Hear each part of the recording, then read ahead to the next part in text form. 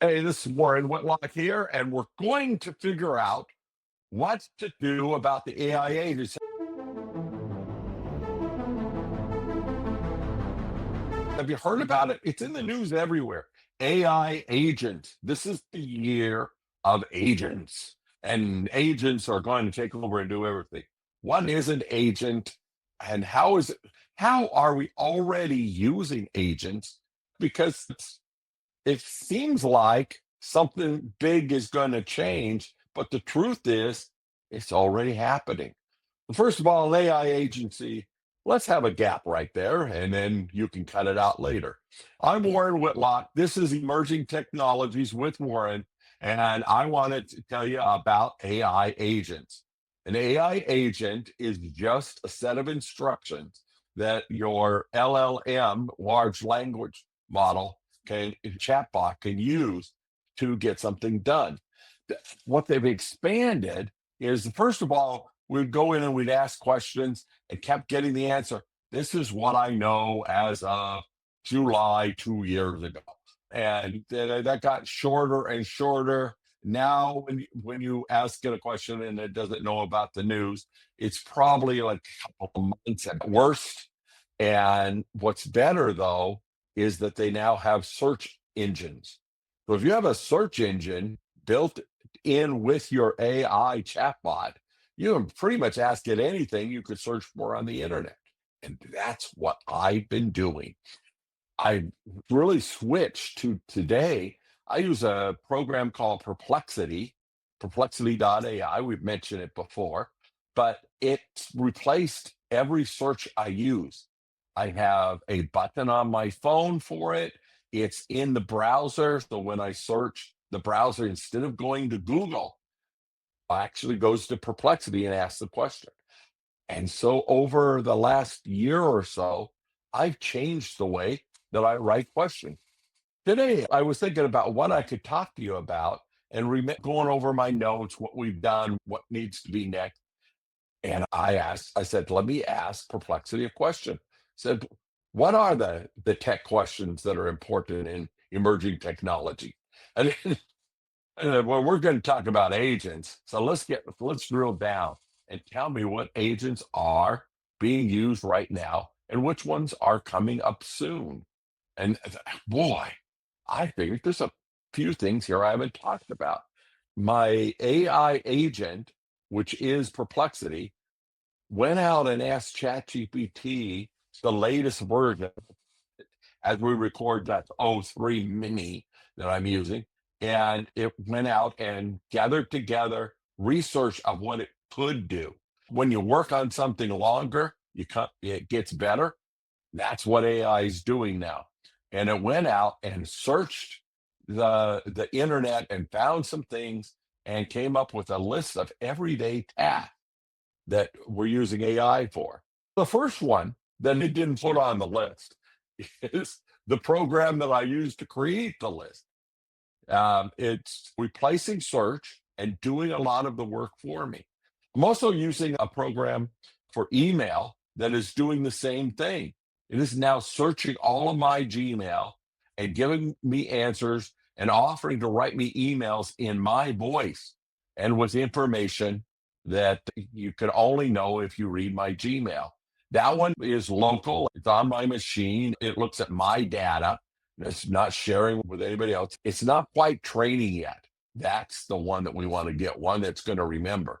So an AI agent, that's the best thing to do. You've heard me talk about it before.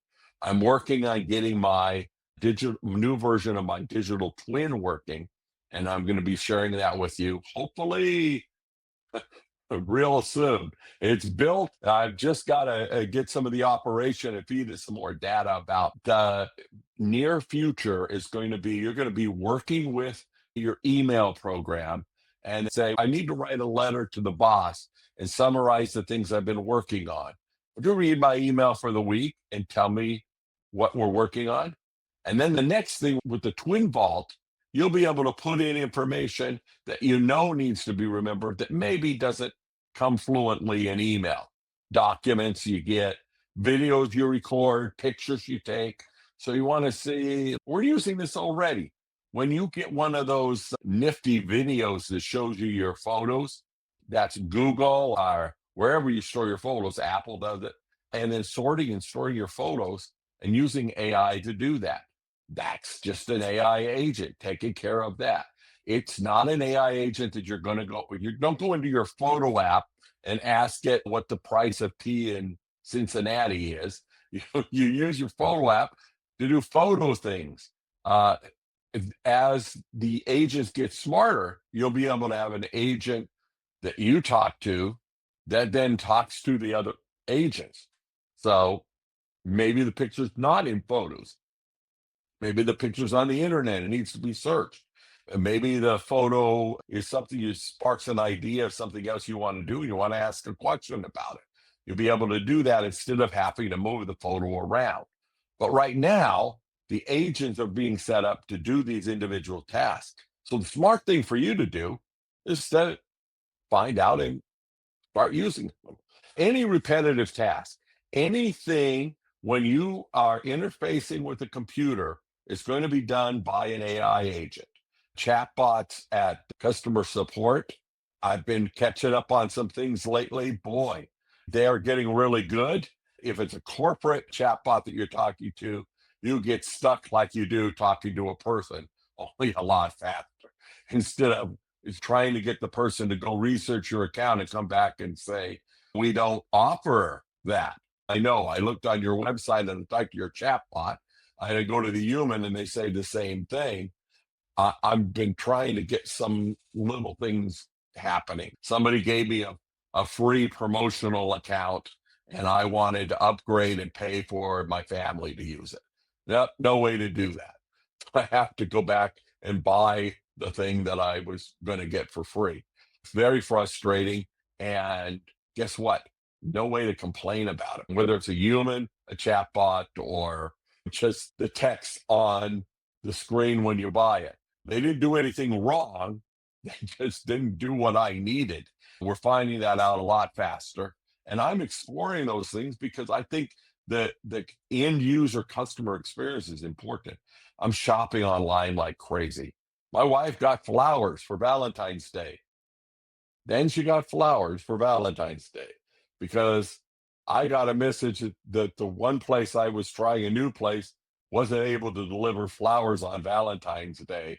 And so I ordered more and then both came. I had a happy wife, and she deserved that then more. But I got to try a different app to do that and a different ordering process. Canceling, talking to people is still a lot of humans, but the bots are coming and going to be able to do that better. I had a great conversation with a customer service agent a couple of days ago. I found out that my healthcare insurance has decided to locate an office that's just about a mile from my house. And so I got to chat to a human being about what they were doing. And the whole time I kept a reminder soon we won't be having this conversation because the thing I called to ask about, instead of going through queues and getting to the right place, is that it's really nice to meet you. I had the answer in about 2 minutes. And I was just testing the system to see whether or not I could get anything more from a human than what I got from the chatbot. And the answer is most of the time, no. But what I did get was empathy and a pleasant conversation. And I recommend that. Go ahead. And if you're making 2 minute phone calls to get things done and it's not quite going as well as you'd like, start looking at whether or not there's somebody you could develop a little bit more of a relationship with. Back in the old days, way back in the 19, we did things like go to see somebody, sometimes without an appointment, and then try to get to the topic and talk to them and have a conversation. We bonded, as people still do, over what we did when we weren't online, when we weren't doing our job. Now we get a chance to do that all day long. And that's the skill that's going to do well for you when the AI agents start taking over other things. Why not get all the answers and simple transaction done by a robot, by an AI agent, and then you can get on with your life. Other ones we're using right now, navigation.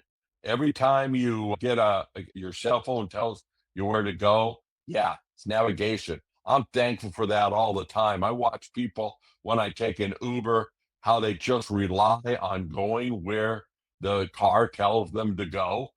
It's phenomenal. The amount of time and maps that I used to buy books full of maps of every street in an area I was covering, and then be able to go in and find them and maybe write on the map for the next time so I wouldn't forget where they were, put on sticky notes and tabs and things like that. Those books are worthless now. And better, I get there without any fuss. I just drive where the car tells me to go. And you're using them every day. Traffic patterns are being put into these. Waze has been doing it forever. That if you're using this app, you can tell there's going to be a big traffic jam, a big car accident happen on the road you normally take. It reroutes it, tells you to go another way.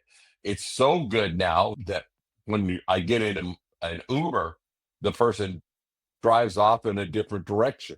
I've been noticing in the 5 years I've lived in this house, the Uber rides are almost 50-50, whether they turn left or right out of the cul-de-sac and onto the big road. And both of those roads will lead to the freeway, but usually I'm heading in one direction.